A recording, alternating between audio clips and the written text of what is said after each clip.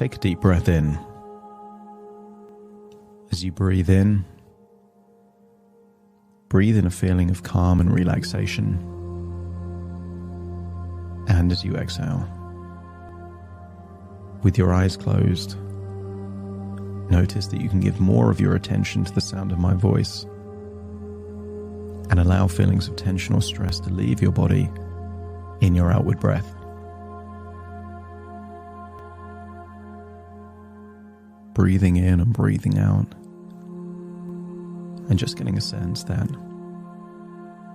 resourceful feelings of relaxation and confidence is going in through your nose. And any feelings of tension, stress, or unworthiness is leaving your body in your outward breath. So simply by breathing in and breathing out, you're able to allow yourself to enter a state of powerful hypnosis where changes can take place. The most powerful changes are beliefs about who you are and how the world is. And when the beliefs change, the world around you changes. I want you to use the power of your imagination to imagine a ticking clock. Perhaps you can imagine the second hand ticking. Or perhaps you can imagine a sand timer with the grains of sand going from the top to the bottom. It doesn't matter if you think of a ticking clock or a sand timer, but as you hold on to the image of a representation of time, I want you to continue to breathe in and breathe out and feel yourself going deeper and deeper into this wonderful feeling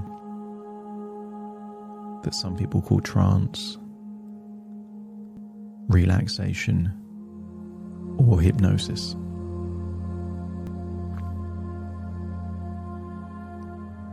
Continue to look at that ticking clock or that sand timer, and I want you to get a sense that tension is leaving your body. Allow any tension from your eyes to be released, your forehead to be released, that's it, jaw, neck, shoulders, just release that tension. Arms all the way down to your fingers. You breathe in, allow your internal organs to also relax. Now, that's it, all the way down into your gut, releasing anxiety. That's it, all the way down into your legs, all the way down into your feet, your toes. Just get a sense that you're going deeper and deeper relaxed. And I want you to imagine there is a lift, an elevator. Imagine pressing the button to call the lift. And then imagine there are levels to this lift. Rather than the lift taking you up, imagine that it goes down into a deep underground bunker, maybe 100 stories down. And maybe you can see a button that says -100. The deepest part of your subconscious mind. I want you to imagine pressing that button while you're in the lift and feeling the sensation that you're going down. Maybe you can see the lights illuminating in the lift as you go to lower and lower floors. And then feel the lift slowing, the doors opening, and then imagine walking out into the lowest level of your subconscious mind. And here in this place, I want you to see that you're surrounded by elaborate traps. Whatever your mind thinks of when you think of a trap is exactly what should be coming to mind. A trap could be a mousetrap. You can get the spring-loaded mousetraps, or you could get the humane mousetraps where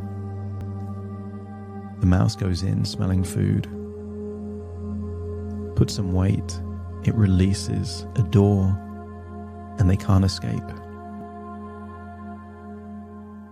You could think of a bear trap, these big mechanical jaw traps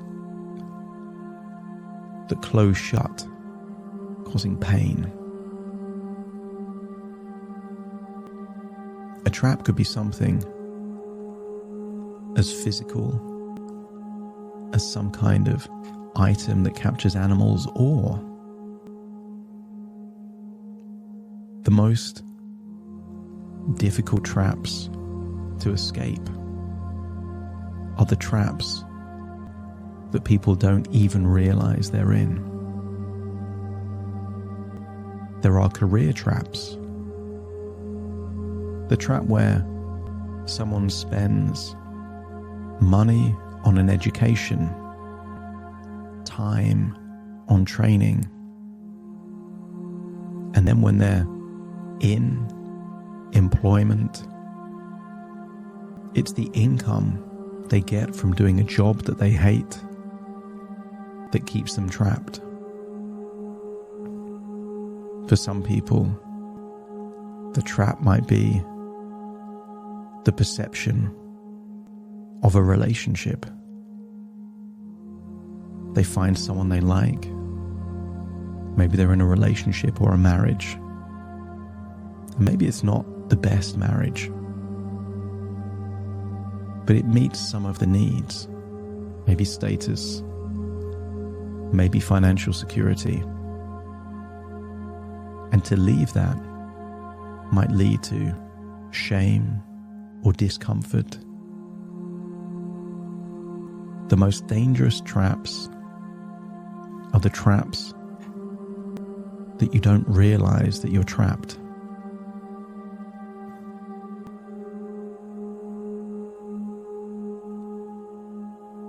There is the Chinese finger trap.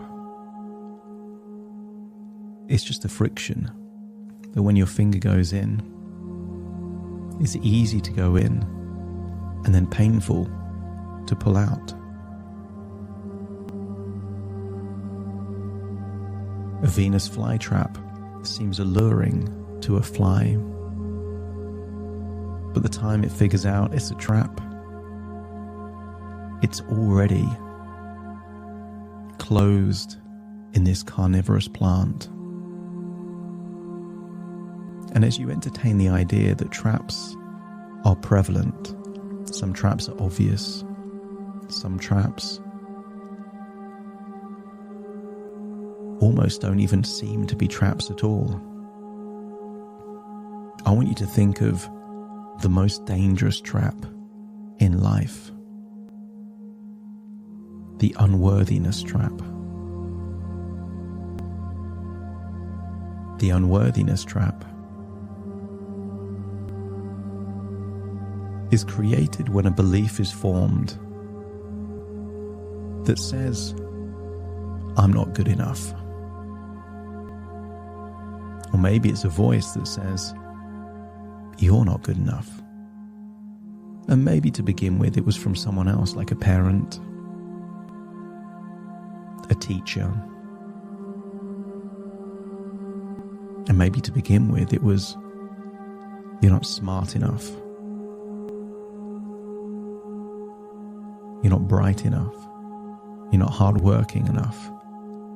But sometimes that gets generalized to this idea of, I'm not good enough. And what can happen is that an individual caught in this trap thinks that the way out of the trap is to get better. that if they're not good enough, then if they wear different clothes, then it will be okay. If they have a better job, then it will be okay. If they're with a more attractive partner, then they'll be good enough. If they earn more money, have a bigger house, if they look different, if they're stronger, prettier, then they'll be good enough. But this is a sneaky trap. Because the trap of believing that you're not good enough means that no matter what happens, your brain will find one other thing that you could be better at to keep you believing that you're still not good enough. This trap is quicksand. The more you try and improve, the more things you'll notice that you're not quite good enough, and the more trapped you become.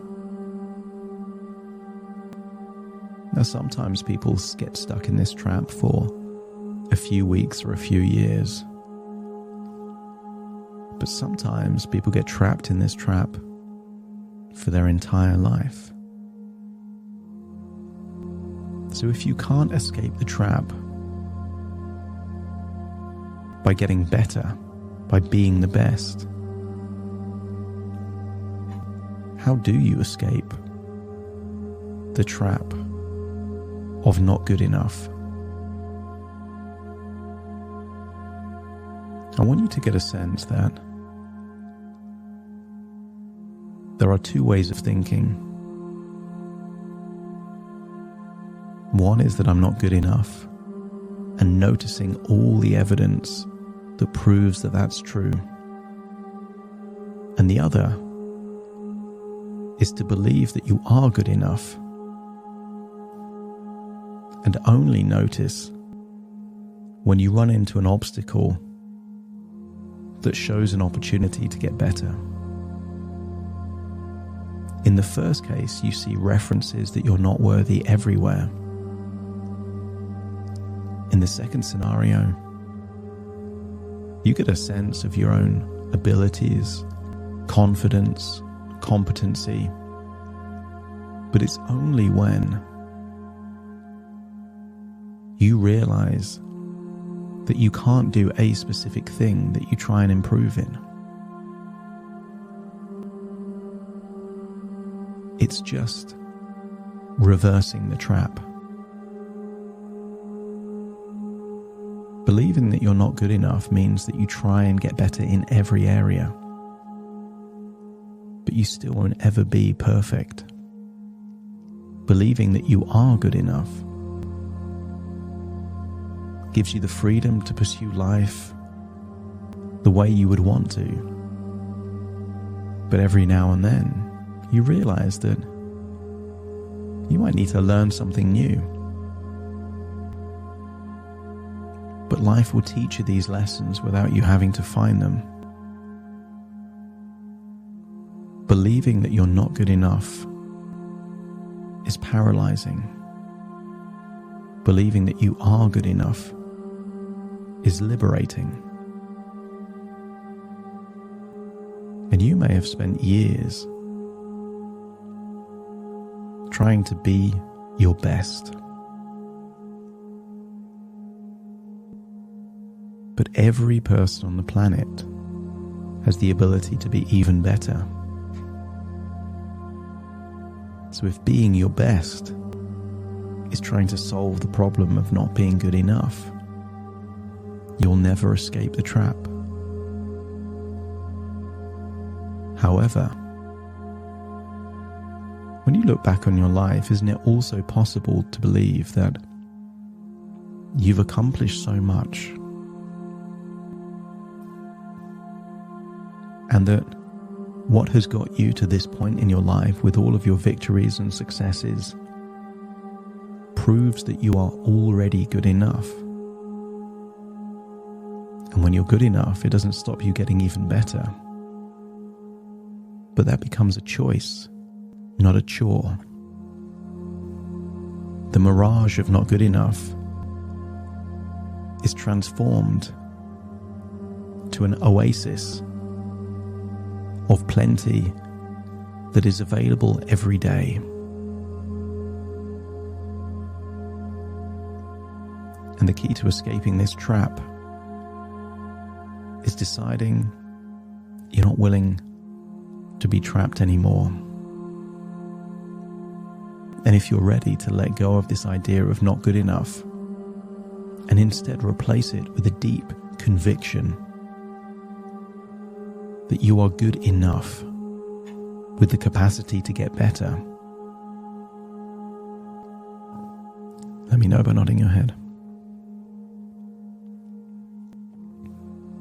I want you to imagine in this subconscious room of traps in your mind, all the traps disappear, and you're now surrounded by all the evidence that you are already good enough.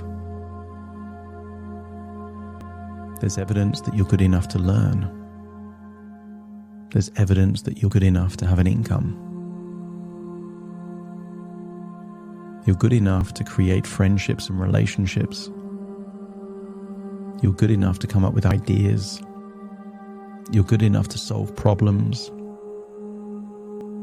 You're good enough to learn from the past and make decisions in the future. As you're surrounded by all the evidence that you're good enough, let me know by nodding your head. And just allow this feeling of good enough to ripple through time, from the present back to your past, but also into your future. And I want you to remember the earliest time in your life that you didn't feel good enough. And imagine this change is rippling back all the way back in time, so that even that early memory of not being good enough is now you seeing yourself as being good enough and able to learn from the reality of your life. When your unconscious mind feels that by being good enough doesn't mean that things get easy, the trap may be broken, but to fully escape the trap of unworthiness is to trust yourself and to feel comfortable in uncomfortable situations. I want you to imagine you are unlocking the resources of resilience and courage to be willing to deal with temporary anxiety, temporary discomfort, knowing that by remaining outside of your comfort zone expands and expands and expands until you don't need to be comfortable in uncomfortable situations, because the uncomfortable situations will stop being uncomfortable, and you can be comfortable in comfortable situations by being willing to be temporarily uncomfortable. When your unconscious mind is ready to accept a new belief, ripple back through time and into the future, and unlock the resilience and courage to feel temporary discomfort, to fully escape the trap, let me know by nodding your head. And then return into the lift, putting it back to the ground level, feeling it rise back up, all the way back to the present. Imagine that you're in your body listening to my voice as you take a deep breath in through your nose and out through your nose. Just wiggle your fingers, wiggle your toes, get a sense that all parts back in the present right now. As I count from 1 to 10 to awaken you, you will awaken realizing that